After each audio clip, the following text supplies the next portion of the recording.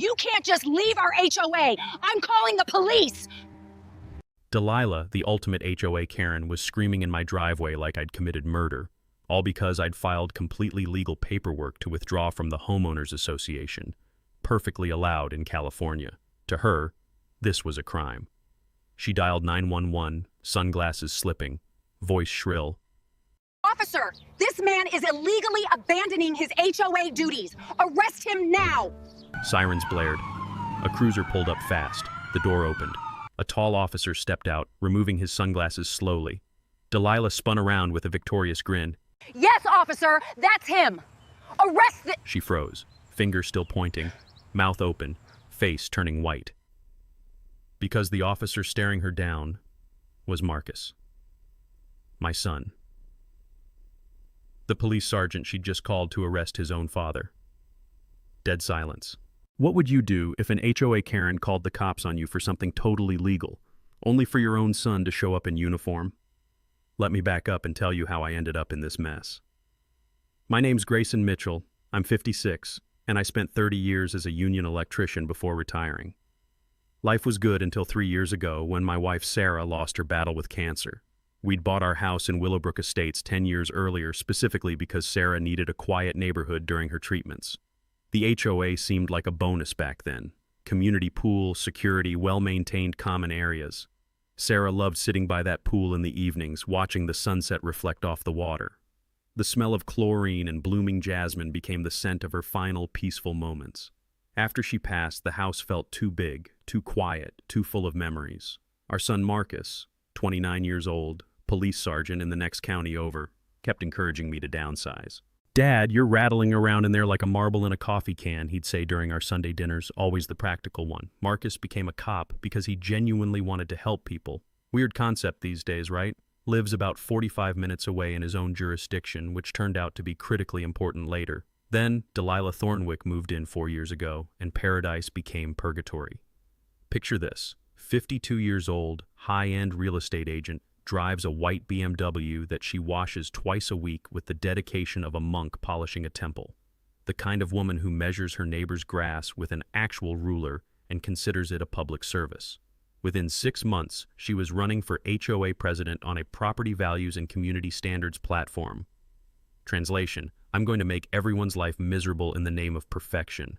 Her shrill voice echoing off garage doors during her self-appointed compliance inspections became the new soundtrack of our neighborhood. Like nails on a chalkboard, but with legal authority. Delilah had a pattern, I learned later. She targeted elderly residents, recent widows, and widowers, anyone who didn't fit her cookie-cutter vision of suburban Stepford wives. The Kowalskis got harassed about their vegetable garden. The Santos family faced constant complaints about their kids' basketball hoop. Mrs. Denver received citations for her non-conforming flower beds that had been there for 15 years. But I was her favorite target, the grieving widower who dared to exist without asking permission. 6 months after Sarah's funeral, I decided I'd had enough. I wanted out of Delilah's little kingdom, wanted to simplify my life without some wannabe dictator breathing down my neck about grass height and mailbox colors. That's when I discovered something interesting about California law. I spent 3 days at the county law library researching HOA withdrawal procedures. Turns out, California Civil Code Section 4145 allows homeowners to withdraw from HOAs with proper notice, as long as there are no outstanding liens or assessments.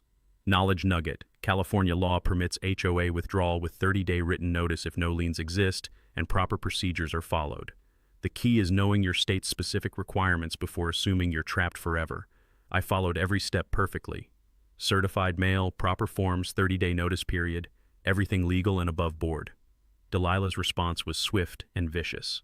3 days after filing my withdrawal paperwork, she knocked on my door with a clipboard and that smug smile I'd come to hate. "Grayson, I'm afraid your vegetable garden violates our aesthetic covenants. You'll need to remove it immediately or face escalating fines." The garden Sarah had planted, where she grew tomatoes and herbs during her final summer. The smell of fresh tomatoes mixed with Delilah's overpowering perfume created this nauseating contrast. Life versus artifice, genuine versus fake, everything wrong with the world condensed into one moment. "The garden stays," I told her.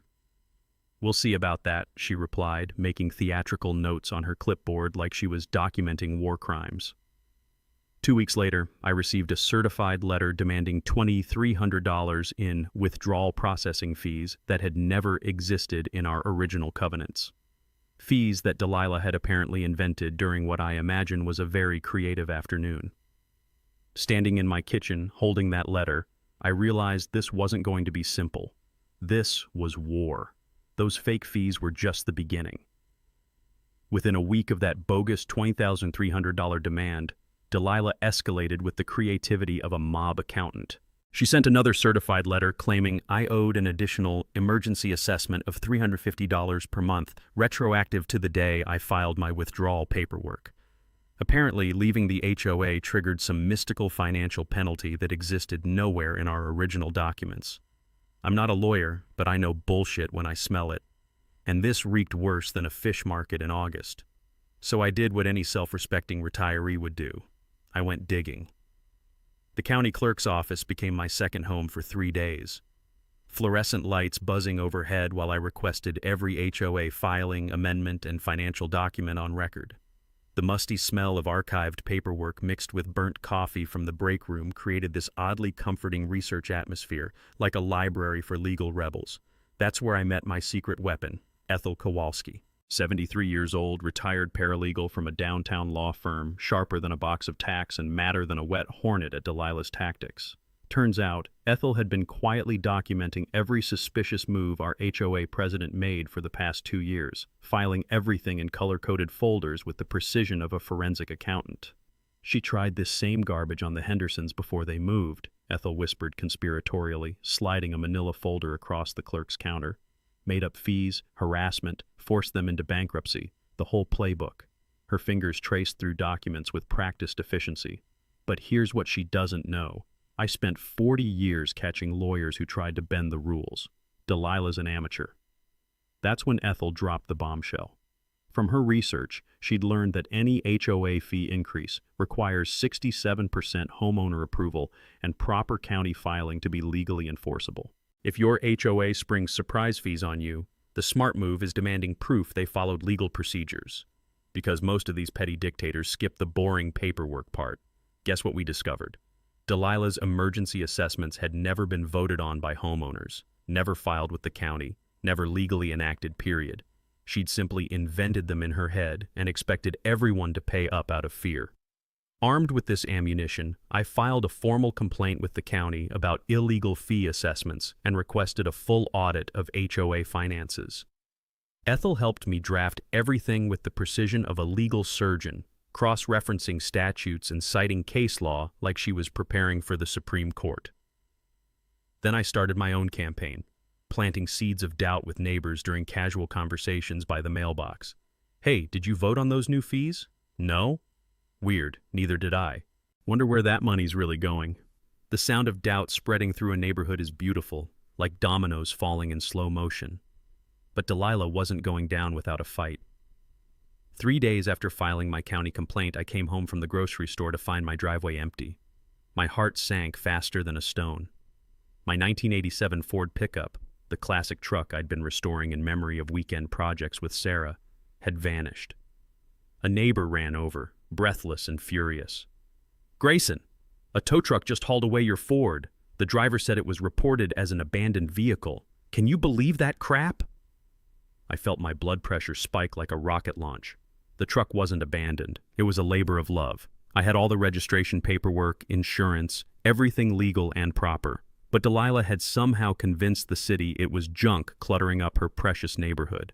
The towing yard wanted $450 to release my truck, plus $35 per day storage fees, for a vehicle that had been legally parked in my own driveway for the crime of having primer spots and needing bodywork.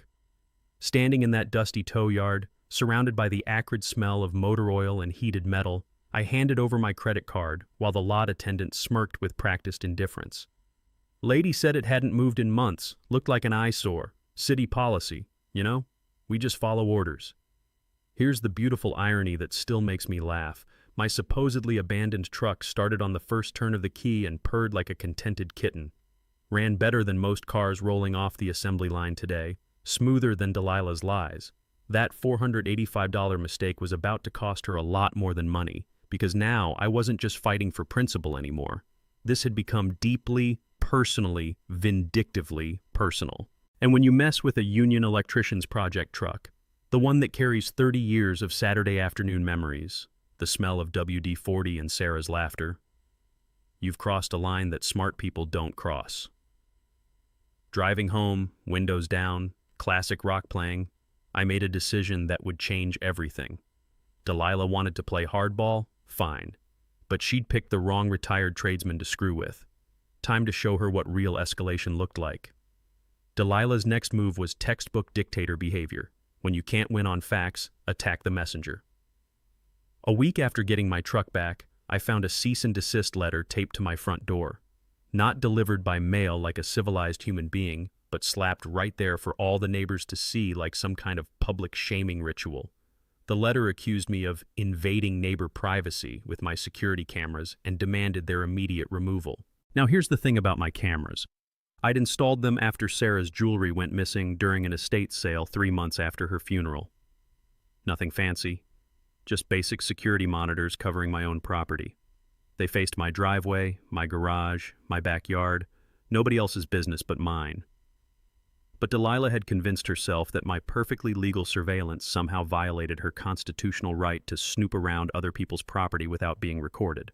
The crisp sound of her heels clicking on my concrete driveway at dawn had become my personal alarm clock, and frankly, I wanted proof of her harassment campaigns. Time for some expert help. That's when I partnered with Jerome Santos, the 34-year-old cybersecurity specialist who lived 3 houses down. Kid worked for a major tech company, dealt with corporate espionage for a living, and he'd been watching Delilah's antics with the amused detachment of someone who'd seen real criminals in action. "Mr. Mitchell," Jerome said, examining my camera setup while sipping coffee in my garage workshop, "these are about as threatening as a doorbell camera. Want to know what I learned about surveillance law working corporate security cases?" He explained that cameras on your property facing your property are 100% legal in all 50 states. A principle the Supreme Court established decades ago. You have zero expectation of privacy when you're on someone else's visible property. If Delilah didn't want to be recorded, she could stop trespassing on my driveway like some suburban stalker. Jerome upgraded my system with motion-activated cameras and better night vision capabilities. If she wants to play intelligence games with someone who does this professionally, let's make sure we capture every move in crystal clear HD, he grinned. The new cameras revealed something disturbing within 48 hours. Delilah wasn't just harassing me. She was conducting a systematic character assassination campaign. We caught her making rounds to neighbors, claiming I was mentally unstable after Sarah's death and spreading poison about my property, bringing down home values. But the real shocker came when we captured her approaching my late wife's favorite contractor, the guy who'd built Sarah's garden shed, offering him cash to file false reports about unpermitted structures on my property. The smell of fresh sawdust and coffee in my garage had attracted a growing crowd of neighbors who were fed up with Delilah's reign of terror. Coffee meetings became strategy sessions as stories poured out. The Kowalskis faced harassment over their vegetable garden. The Santos family got cited for their kid's basketball hoop. Mrs. Denver received violations for flower beds that predated Delilah's existence. We were building something powerful, a coalition of the righteously pissed off. Then Delilah made her boldest move yet. Tuesday afternoon, while I was replacing a ceiling fan, the doorbell rang. City inspector, clipboard in hand, that serious expression that meant someone was about to get expensive news. "Sir, we've received reports of unpermitted modifications to your property. I need to inspect your security camera installation for building code violations." My blood ran cold. If the city classified my cameras as permanent structures requiring permits, I'd be looking at thousands in fines and removal costs. Delilah had found a potential loophole to destroy my surveillance system through bureaucratic warfare. The inspector spent 45 agonizing minutes examining everything. His heavy work boots clicked on my concrete while he measured mounting heights, checked electrical connections, reviewed property boundaries. I watched 30 years of retirement savings potentially evaporate over some petty HOA vendetta. Finally, he looked up from his clipboard with an unexpected expression, mild irritation. "Everything's completely legal, Mr. Mitchell, Security cameras are personal property, not permanent modifications. No permits required. He paused, lowering his voice conspiratorially. Between you and me, we've received 6 false reports from the same address in the past month, different complaints, all bogus. We keep detailed records of serial filers. That's when I realized Delilah had just handed me a nuclear weapon. Filing false municipal reports is a misdemeanor offense that escalates to harassment charges with repeat violations. The inspector's comments meant the city was building their own criminal file on our HOA president's creative relationship with the truth. Jerome caught the entire inspector visit on camera naturally. We now had video evidence of Delilah's latest failed power play, plus official city documentation of her pattern of false reporting. She's not just desperate anymore, Ethel observed during our next garage strategy meeting, reviewing footage on Jerome's laptop. She's crossing into criminal behavior. That changes everything. The acrid smell of motor oil from my project truck mixed with fresh coffee created this oddly motivating atmosphere, like a war room where justice was being carefully constructed, one piece of evidence at a time. Delilah wanted to escalate into illegal territory? Perfect. But every move she made was being documented, cataloged, and prepared for the day when all her crimes came due. And that reckoning was approaching faster than she could possibly imagine. Delilah's desperation reached new heights when she realized her intimidation tactics weren't working. 2 weeks after the inspector incident, I got served with legal papers that made my morning coffee taste like battery acid. A temporary restraining order, filed in county court, claiming I had threatened her at the monthly HOA meeting. According to her sworn statement, I'd cornered her after the meeting and said, "You'll pay for this, Delilah. I know where you live." Complete fiction. What I'd actually said was, "The homeowners will pay for your lies eventually, and everyone knows where accountability stops." Meaning her position as president. But Delilah had taken my words, twisted them like a pretzel soaked in poison, and somehow convinced a judge I was making personal threats. The restraining order banned me from HOA common areas, meetings, and coming within 50 feet of her precious person. Basically, she'd turned me into a prisoner in my own neighborhood while painting herself as the victim. Sitting at my kitchen table, reading that legal document while autumn rain drummed against the windows, I felt something I hadn't experienced since Sarah's cancer diagnosis, genuine fear. Not of Delilah, but of how far she was willing to destroy an innocent person to protect her petty kingdom. This wasn't neighborhood politics anymore. This was scorched earth warfare with my life as collateral damage. But Delilah had made one critical mistake in her rush to commit perjury. Jerome's upgraded security system had recorded the entire HOA meeting, including the post-meeting conversation she'd twisted into a threat. Better yet, Ethel had been standing right next to us with her smartphone, capturing everything from a different angle like some kind of legal ninja. "Time to bring in the heavy artillery," Ethel announced, pulling out her old Rolodex with the satisfaction of a general calling up reinforcements. "I know just the attorney for this mess." Through her paralegal network, she connected me with Patricia Denver, a razor-sharp lawyer who specialized in harassment cases and worked pro bono for retired military and civil servants. The kind of attorney who made corporate bullies wet themselves. Patricia reviewed our evidence with surgical precision. Original audio recordings, Jerome's HD video footage, witness statements from 3 neighbors, documentation of Delilah's escalating false complaints. Her conference table looked like mission control for a legal space launch. "This woman made a catastrophic error," Patricia explained, organizing documents with practiced efficiency. "Filing a restraining order requires sworn testimony under penalty of perjury. When we prove she knowingly lied in her statement, that's felony territory."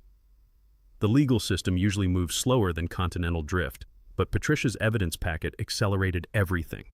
Audio analysis from Jerome's cybersecurity contacts proved our recording was authentic and unedited. Multiple witness statements corroborated our version. The judge who'd granted Delilah's temporary order scheduled an emergency hearing within days. Meanwhile, I filed my own restraining order against Delilah, documenting her escalating harassment pattern, trespassing, false municipal reports, and now perjury. The delicious irony. She'd taught me exactly how the system worked by abusing it. Word spread through the neighborhood like wildfire. Neighbors who'd been quietly enduring Delilah's tyranny suddenly found their voices. Phone calls, coffee conversations, supportive visits. The community was rallying, and Delilah could feel her power base crumbling. The hearing was set for Thursday morning at 9 a.m. But Wednesday night, Delilah made the most desperate move of her campaign. I was in my garage around 8 p.m. organizing tools and listening to classic rock when car doors slammed in my driveway with unusual urgency. Not the friendly sound of neighbors stopping by. This was official business. 2 police officers walked toward my front door, their flashlights cutting through October darkness like searchlights hunting for criminals. My blood turned to ice water. Delilah had escalated to false emergency calls. "Mr. Mitchell?" The lead officer was young, professional, clearly uncomfortable with whatever story he'd been fed. "We received a 911 call reporting a domestic disturbance at this address. Caller claimed you were threatening to burn down the neighborhood and appeared mentally unstable." The smell of autumn leaves mixed with my own nervous sweat as I explained our situation. These officers had no idea they'd been dragged into an HOA civil war, manipulated into becoming weapons in Delilah's harassment campaign. I showed them the restraining order paperwork, Patricia's business card, and Jerome's video evidence on my phone. The officers spent 30 tense minutes reviewing everything while Delilah probably watched from her window, expecting to see me led away in handcuffs for crimes I'd never committed.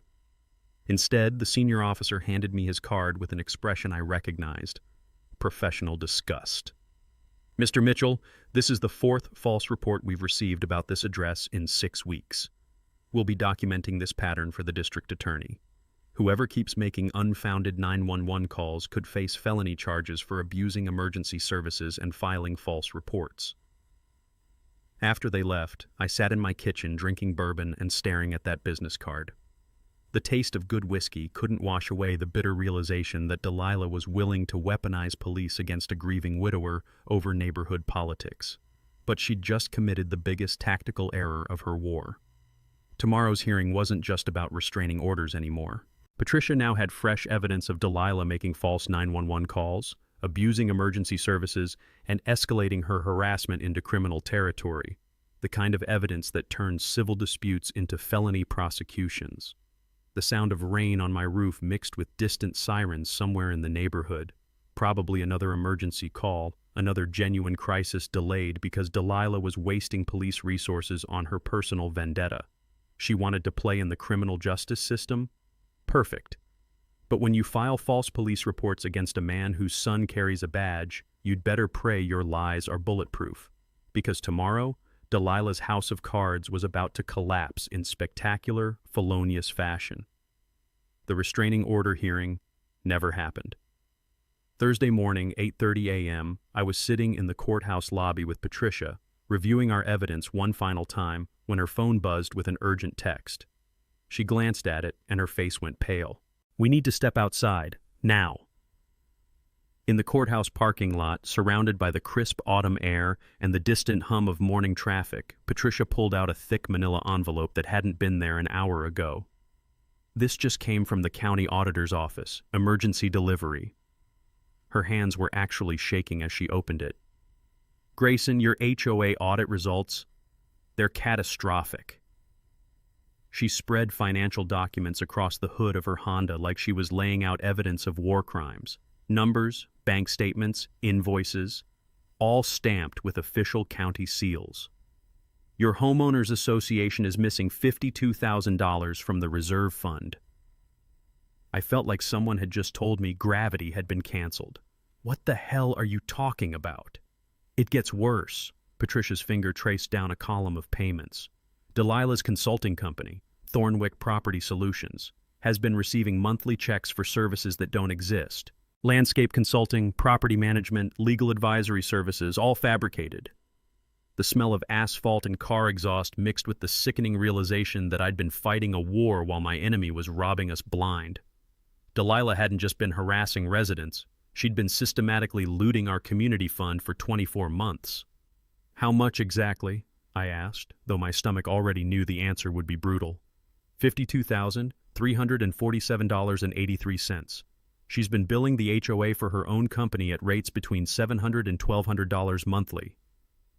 Patricia's voice carried the cold precision of a coroner delivering cause of death. I leaned against her car, feeling like every conflict of the past 6 months had been recontextualized in an instant. The fake fees, the harassment campaigns, the desperate attempts to discredit me, it was all cover for grand larceny. When someone embezzles from a homeowners association, that's felony theft in California, the kind of crime that destroys lives and sends middle-aged real estate agents to state prison. There's something else, Patricia continued, pulling out a second folder. Ethel's paralegal network uncovered Delilah's history. She was HOA president at Meadowbrook Estates before your neighborhood. That position ended with a lawsuit, undisclosed settlement, and her immediate departure. The pattern crystallized with terrifying clarity. Delilah was a serial community predator, moving from HOA to HOA, gaining positions of financial trust, then systematically bleeding reserve funds while terrorizing anyone who asked inconvenient questions. I thought about Sarah's final years, how we'd trusted the HOA with our monthly dues, believing that money was maintaining our community. Instead, it had been funding Delilah's lifestyle while she made our lives hell for having the audacity to exist in her kingdom. "What happens now?" I managed to ask. Patricia's expression reminded me of a prosecutor who'd just been handed a confession. "We have two paths: handle this as a civil dispute and maybe recover some money through lawsuits that take years, or we refer the evidence to the district attorney's office and destroy her criminally." The taste of courthouse parking lot air had suddenly become the sweetest thing I'd experienced since Sarah's remission announcement. After months of legal intimidation, false police reports, and harassment that made me question my own sanity, I finally held nuclear-grade evidence. What would you do? She's stolen from 34 families, abused the court system, filed multiple false police reports, committed perjury under oath, and turned your neighborhood into her personal ATM. Patricia's smile could have melted steel. I'd end her completely. So, standing in that parking lot, thinking about elderly neighbors who'd scraped together HOA dues on fixed incomes while Delilah bought designer shoes with their money, the decision became crystal clear. Call the district attorney. Patricia made the call immediately, speaking with someone in white-collar crimes who apparently owed her favors. Within minutes, we had an appointment for Monday morning to present evidence for criminal prosecution. Walking back toward the courthouse to formally dismiss our restraining order hearing, I felt something I hadn't experienced since Sarah's death: the intoxicating power of absolute moral authority. Delilah had spent 6 months trying to destroy me for legally leaving her association. Now I was about to destroy her for illegally stealing from it. But first, emergency community meeting.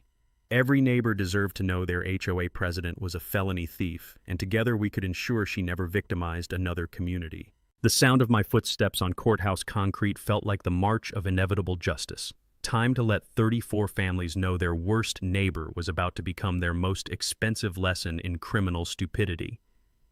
That evening, my garage workshop became mission control for the most satisfying operation of my retirement.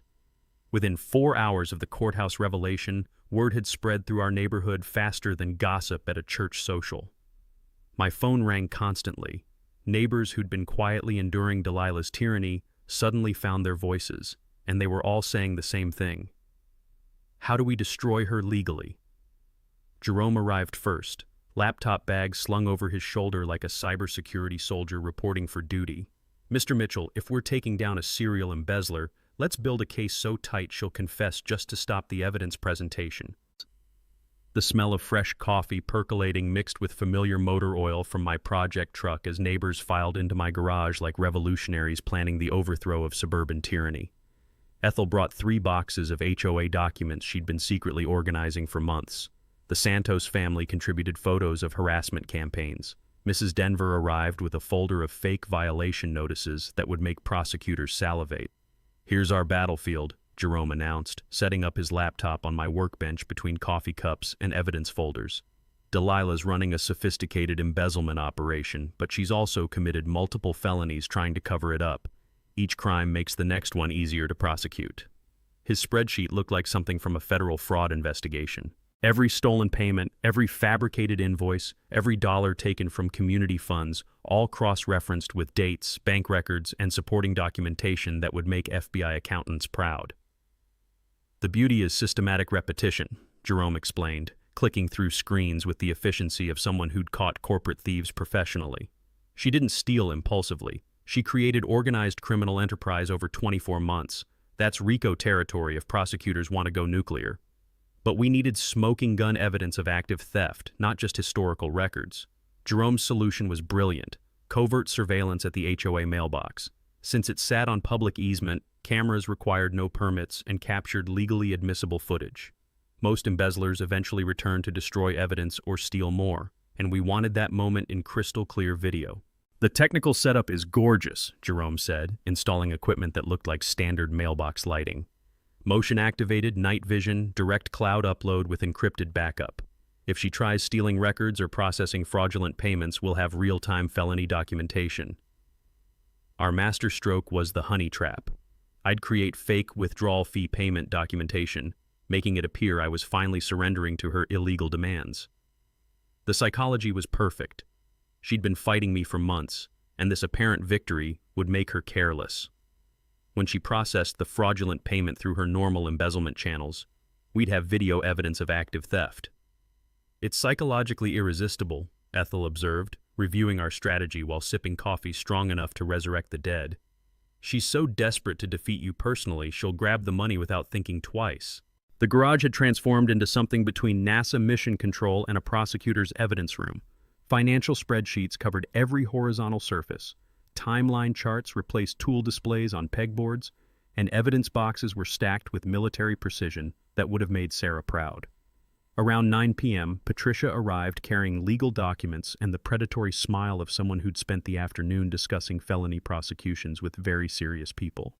The district attorney is extremely interested, she announced, spreading preliminary criminal complaint paperwork across my workbench. White-collar crime division calls this textbook organized fraud with aggravating circumstances.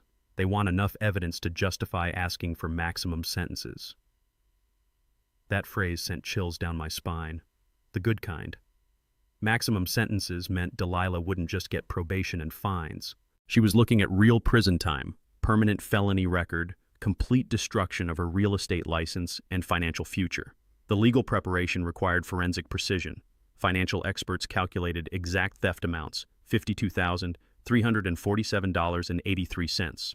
Audio forensics had proven perjury in her restraining order filings. Video evidence documented systematic harassment and false police reports spanning 6 months. Monday's presentation is crucial, Patricia explained, organizing documents with surgical care. DA's office reviews evidence, determines charges, and if prosecution moves forward, Delilah gets arrested within days, probably at her real estate office, in front of clients and colleagues. The image of Delilah being handcuffed at work, her carefully constructed professional image exploding in spectacular public humiliation, was almost too delicious to contemplate. Community coordination reached military levels of organization. Jerome created encrypted group communications for real-time updates. 31 of 34 households confirmed they wanted criminal prosecution. Backup plans included media involvement if charges somehow failed to materialize. Bank cooperation is already secured, Jerome added, consulting his tablet with satisfied efficiency. They'll provide security footage of fraudulent payment processing, complete transaction histories, and expert testimony about systematic financial fraud patterns. Around midnight, as neighbors finally headed home carrying evidence copies and legal contact information, Ethel lingered to help organize final documentation, while my old garage radio played classic rock that Sarah used to love. "You know what makes this perfect?" she said, sealing evidence envelopes with the satisfaction of someone who'd waited decades for justice. "Delilah taught us how to destroy her by showing us exactly which laws she was breaking. The smell of garage coffee mixed with crisp night air created this strangely perfect atmosphere, justice brewing alongside caffeine. Community solidarity developing like vintage photographs in chemical developer baths. Sunday dinner with Marcus carried special weight. Without revealing operational details, I asked hypothetical questions about evidence presentation and criminal procedure. Marcus unknowingly provided tactical advice that would prove invaluable for Monday's prosecution meeting. "Dad, hypothetically speaking, if civilians were building a criminal case, prosecutors love chronological organization and documented chain of custody," he said, carving pot roast with the authority of someone who'd testified in hundreds of trials. "The more homework civilians do properly, the stronger the case becomes." Perfect guidance for what was coming. Monday morning, I'd walk into the district attorney's office carrying 2 years of meticulously documented evidence against a serial community predator. By week's end, Delilah would probably be in county jail, wondering how her perfect embezzlement scheme had become her perfect destruction. Sitting in my garage that Sunday night, Surrounded by evidence of systematic crime and community solidarity, I finally understood what Sarah meant when she talked about fighting for what matters. This wasn't just about HOA politics anymore. This was about ensuring no other community would suffer what ours had endured. Monday morning's meeting with the district attorney went better than I dared hope. The white-collar crime prosecutor, a sharp woman named Amanda Rodriguez, spent 2 hours reviewing our evidence with the methodical precision of someone who'd put away corporate executives for breakfast. When she finished, she leaned back in her chair and delivered the words I'd been praying to hear. "Mr. Mitchell, we're filing charges. Multiple felonies. This woman is going to prison." But Delilah wasn't going down without a final, desperate fight. Tuesday afternoon, I discovered she'd been busy while we were building her legal coffin. The first sign of trouble came when Jerome called, his voice tight with controlled anger. "She's trying to cancel tomorrow's emergency HOA meeting, sent forged emails to the management company claiming medical emergency, family crisis, the whole sob story playbook." The management company had bought it initially, until Ethel called them directly with copies of Delilah's recent public appearances at real estate events. Hard to claim medical emergency when you're photographed shaking hands at property closings the same day. But Delilah's sabotage campaign was just getting started. Wednesday morning brought a parade of neighbors to my door, each carrying variations of the same toxic story. Delilah had been making rounds since dawn, spreading rumors about my mental decline following Sarah's death, claiming I was obsessively targeting successful women and that my evidence was fabricated by a grieving man seeking revenge. The smell of fresh coffee in my kitchen turned bitter as I listened to Mrs. Denver describe Delilah's performance. "She actually cried, Grayson. Fake tears claiming you're stalking her because she reminds you of Sarah. It was disgusting theater." 3 neighbors had been contacted with offers of reduced HOA fees if they'd sign statements questioning my stability. Delilah was literally trying to buy character witnesses while sitting on $52,000 of stolen community funds. That's when Jerome's upgraded surveillance system captured something extraordinary. Thursday evening, hidden cameras recorded Delilah approaching my late wife's favorite contractor, the honest guy who'd built Sarah's garden shed. But this wasn't a social call. "I need you to file complaints about unpermitted structures on Grayson's property," she told him, standing in his driveway like some suburban crime boss. "I'll pay you $800 cash, plus I can guarantee your company gets the next 3 HOA maintenance contracts." The contractor, a decent family man named Miguel who genuinely cared about Sarah's comfort during her final months, looked at Delilah like she'd just propositioned him to burn down an orphanage.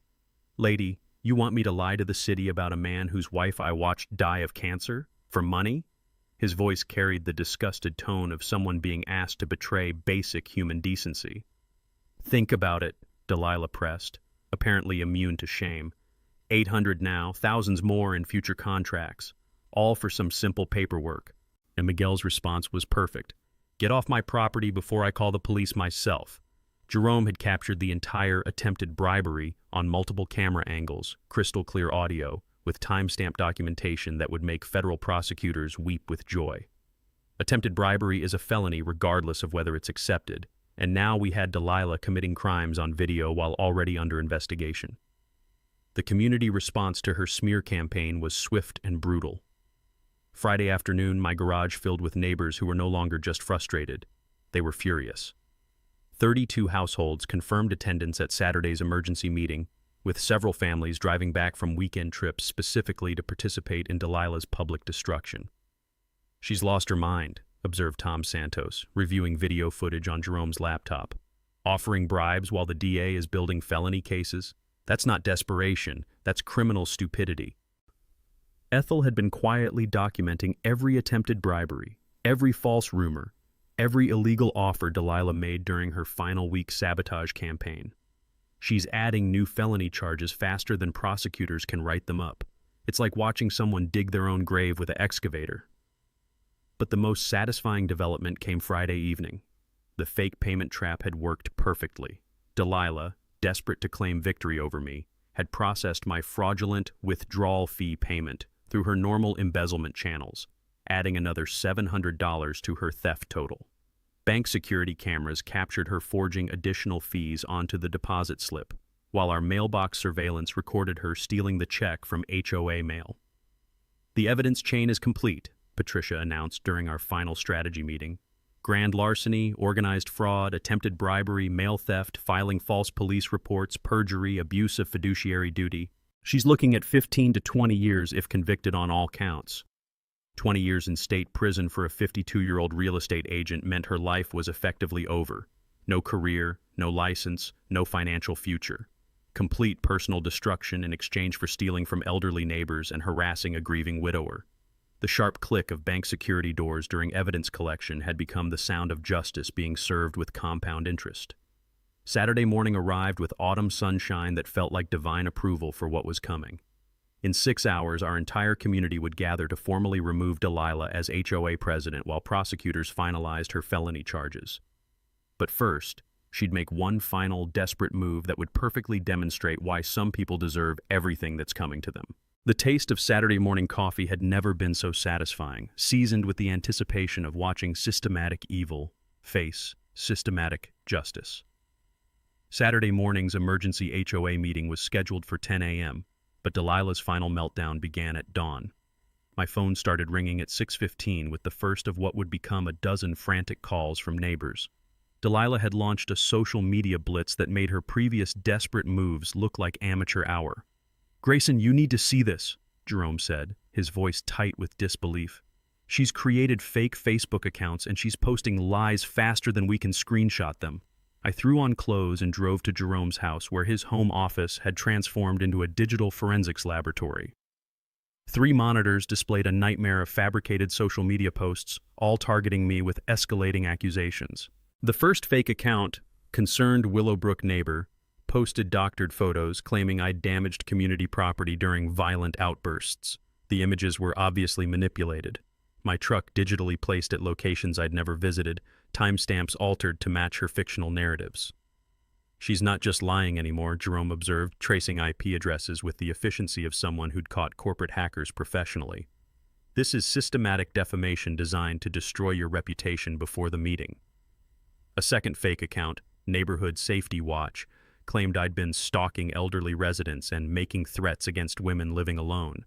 The posts included my address, suggested I was dangerous, and urged people to protect their families from my unstable behavior. The smell of Jerome's strong morning coffee mixed with the sickening realization that Delilah was willing to destroy an innocent man's reputation to save herself from prison. She'd crossed from financial crimes into territory that could genuinely ruin lives, but her masterstroke was contacting Channel 7 News with a completely fabricated story. At 8 a.m., my doorbell rang with the aggressive persistence of someone who expected answers. I opened it to find a young reporter holding a microphone like a weapon, camera operator positioned for ambush journalism. "Mr. Mitchell?" "Jennifer Walsh, Channel 7 Investigative Unit. We received reports that you've been harassing elderly neighbors and threatening community leaders. Care to comment?" My blood pressure spiked like a launched rocket. Delilah had convinced local media that I was the neighborhood predator, not her. Standing in my doorway, facing cameras that could broadcast her lies to hundreds of thousands of viewers, I felt the same helpless rage I'd experienced watching Sarah fight cancer. Fury at injustice I couldn't immediately control. "Those reports are completely false," I managed, trying to keep my voice steady. "The person who contacted you is under investigation for embezzling $52,000 from our homeowners association." Jennifer's expression shifted from accusatory to curious. "Do you have evidence of these embezzlement claims?" 20 minutes later, Jennifer and her camera operator were sitting in my garage, reviewing financial documents, audio recordings, and video evidence with the growing excitement of journalists who'd stumbled onto a real story. "This is incredible," she murmured, examining bank records that showed Delilah's systematic theft. "We came here expecting a neighborhood dispute story, but this is organized criminal fraud." Jerome arrived with his laptop, demonstrating how he'd traced the fake social media accounts to Delilah's home IP address. Digital forensics expert analysis proved the photos were manipulated, timestamps were altered, and the entire smear campaign originated from her computer. She called us with fake accusations to distract from real crimes, Jennifer realized, her reporter instincts shifting into investigation mode. "Can we get copies of this evidence? This could be our lead story tonight." But Delilah's digital warfare was just the opening act of her final performance. Around 9:30 a.m., 30 minutes before the emergency meeting, neighbors started calling with reports that made my stomach drop like a stone. Delilah had filed another false police report.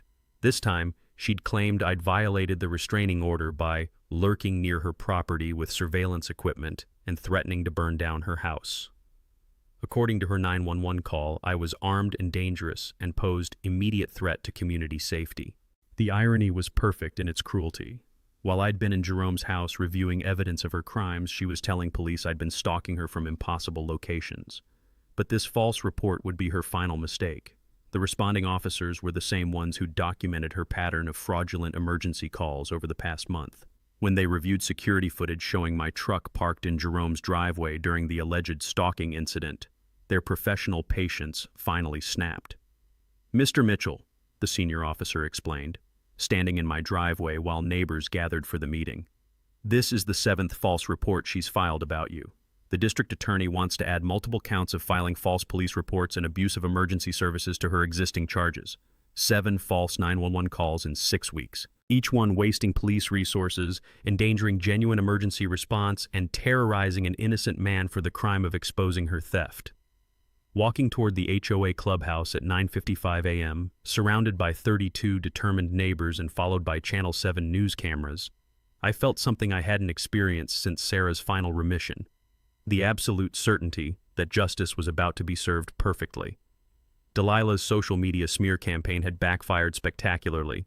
Her fake police report had added more felony charges, and her attempt to manipulate the media had resulted in investigative reporters documenting her crimes for public broadcast.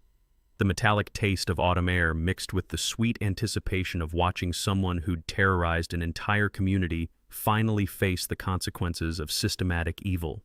In 5 minutes, Delilah would walk into that clubhouse expecting to control another meeting. Instead, she was about to discover that her perfect crime had become her perfect destruction, broadcast live on the evening news for the whole city to witness. Some lessons can only be learned the hard way, and Delilah was about to get a masterclass in criminal justice. The HOA clubhouse had never seen anything like this. 34 households crammed into a room designed for 20, with Channel 7 cameras capturing every moment of what would become the most satisfying community meeting in suburban history. The air buzzed with electricity that had nothing to do with the fluorescent lights humming overhead. Delilah arrived at exactly 10 a.m., wearing her usual designer blazer and that smug expression I'd learned to hate. She clearly expected to maintain control of the narrative, probably believing her social media campaign had poisoned enough minds to protect her. She had no idea that half the neighborhood had spent the morning forwarding screenshots of her fake accounts to the police. "Ladies and gentlemen," she announced, trying to call the meeting to order like some suburban dictator, "I understand there are some concerns about our community leadership, but I want to address the real issue here, the harassment campaign being conducted by certain unstable residents." The collective intake of breath was audible. Even after being exposed as a thief and facing felony charges, she was still trying to paint me as the villain. Ethel stood up first, her 73-year-old voice cutting through the tension like a surgeon's scalpel. "Delilah, before you say another word, perhaps you'd like to explain where $52,000 of our community funds went." The color drained from Delilah's face faster than water down a broken drain. She clearly hadn't expected the financial evidence to be public knowledge yet. "I don't know what you're talking about," she stammered, but her voice cracked like thin ice under pressure. "Those are unfounded accusations from people with personal vendettas." Jerome stepped forward with his laptop, connecting it to the projector with the efficiency of someone who'd been waiting months for this moment. "Actually, we have bank records, forged invoices, and video evidence of systematic embezzlement over 24 months. The projector screen lit up with devastating financial documentation. Every fake payment to Thornwick Property Solutions, every fraudulent consulting fee, every dollar stolen from families who'd trusted her with their community investments. The room erupted. Neighbors who'd been quietly enduring her harassment finally found their voices, creating a crescendo of outrage that shook the walls. 34 families paying dues while you bought designer clothes with our money. My grandmother lives on Social Security and you stole her community contributions. How many other neighborhoods have you robbed? Delilah tried to maintain composure, but sweat was beading on her forehead under the fluorescent lights and the weight of 34 sets of furious eyes. This is all fabricated evidence from a conspiracy of malcontents who... That's when Patricia entered the clubhouse with Detective Sarah Williams from the County Sheriff's Department. The detective's presence transformed the atmosphere from community outrage to criminal proceeding. Badge, handcuffs, and official authority that made Delilah's face go from pale to gray. "Ms. Thornwick," Detective Williams announced in that calm cop voice that meant serious business, "we need to discuss some charges that are being filed against you." Delilah's composure finally shattered completely. Instead of cooperating or remaining silent like any sensible person facing criminal charges, she made the worst possible decision. She pulled out her phone and dialed 911. "I need police assistance immediately," she screamed into the phone while surrounded by 34 witnesses and Channel 7 cameras. "I'm being threatened by a dangerous mob of neighbors. Send backup right now." The clubhouse fell silent except for the hum of fluorescent lights and the distant sound of sirens approaching. Everyone watched in stunned amazement as Delilah filed another false police report while standing next to an actual detective. "Ma'am," Detective Williams said with professional patience, "I am police, and you just filed a false emergency report in front of multiple witnesses." The sirens grew louder. A patrol car pulled up outside, red and blue lights reflecting through the clubhouse windows like some surreal suburban disco. The door opened, and Officer Marcus Denver walked in, removing his sunglasses with that familiar, confident stride I'd known since he was 5 years old. Delilah spun around with desperate hope. "Officer, thank God you're here! Arrest these people for threatening me!" Marcus looked around the room, taking in the financial evidence on the projector screen, the detective with handcuffs ready, the Channel 7 cameras recording everything, and his father standing calmly among 34 neighbors who'd finally had enough. "Good evening, folks," he said in that measured cop voice. "Ma'am, you called 911 to report a threatening mob?" "Yes!" Delilah shrieked, pointing dramatically at me. "That man has been stalking me, harassing me, threatening my life. I demand you arrest him immediately." Marcus looked directly at me with those questioning eyebrows I'd seen 1,000 times. "Dad, you want to explain what's happening here?" The word "dad" hit Delilah like a physical blow. Her pointing finger wavered, her mouth opened and closed soundlessly, and her brain clearly struggled to process that she'd just called the police on a police officer's father. "Well, son," I said, enjoying every second of her dawning horror. "This woman has been embezzling from our HOA, filing false police reports, and she just committed another felony by lying to 911 dispatchers about a non-existent emergency." Detective Williams stepped forward with handcuffs that gleamed under the fluorescent lights. "Delilah Thornwick, you're under arrest for grand larceny, organized fraud, filing false police reports, and about 6 other felonies we'll discuss downtown." The metallic click of handcuffs being applied in front of 34 neighbors and live television cameras was the most beautiful sound I'd heard since Sarah's last "I love you." "You have the right to remain silent," Detective Williams continued, while Channel 7 cameras captured every moment for the evening news. "Anything you say can and will be used against you in a court of law." As they led her toward the door, Delilah's designer heels clicked one final time on the clubhouse floor, the sound of petty tyranny finally meeting professional justice. Marcus caught my eye and smiled. "Dad, next Sunday dinner is going to be interesting." The taste of victory was sweeter than Sarah's best apple pie, seasoned with the satisfaction of watching systematic evil face systematic consequences. Outside, red and blue lights painted the clubhouse in the colors of justice served properly. Some neighbors applauded, others laughed, a few actually cheered. But mostly we just stood there, savoring the silence of a community finally free from its worst resident. 3 months later, I was sitting in my kitchen, reading the morning paper when the phone rang with news I'd been waiting to hear. "Grayson, it's Patricia. Delilah just accepted the plea deal." I set down my coffee cup, savoring both the taste of good morning brew and the sweetness of final justice. "Tell me everything." "Guilty plea to felony grand larceny, organized fraud, and filing false police reports. 18 months in state prison, 5 years probation, and full restitution of $78,000 including damages and legal fees." 18 months meant Delilah would lose her real estate license permanently, face felony background checks for the rest of her life, and never be eligible to serve on another HOA board anywhere in California. Her theft had been expensive, but her punishment would last forever. The community transformation had been remarkable to witness. Within a week of Delilah's arrest, our emergency HOA meeting had unanimously elected Ethel as interim president. Her first action was implementing complete financial transparency, monthly statements, open books, and independent auditing that made embezzlement impossible. The new board eliminated every punitive fee Delilah had invented, focusing instead on genuine community maintenance and improvement. Our monthly dues actually decreased by 40% once we stopped funding her designer lifestyle. But the most satisfying change was cultural. Gone were the harassment campaigns, the petty violations, the atmosphere of suburban surveillance state. Neighbors who'd been afraid to plant flowers or park project cars suddenly felt free to enjoy their own properties. Kids played basketball without fear of citations. Mrs. Denver's beautiful flower beds bloomed without interference. My own HOA withdrawal had finally been approved, but I'd decided to stay and help rebuild what Delilah had damaged.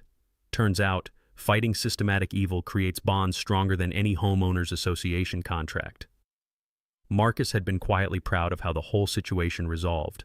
"Dad, you handled that like a professional investigator," he'd said during one of our Sunday dinners. "Mom would have been proud of you standing up to a bully."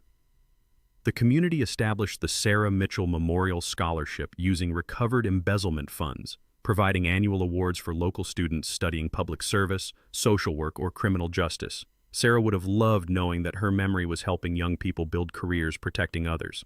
Channel 7's investigative report had triggered a state audit of HOA management practices throughout California. 3 other communities discovered their own embezzlement schemes, leading to additional arrests and recovered funds.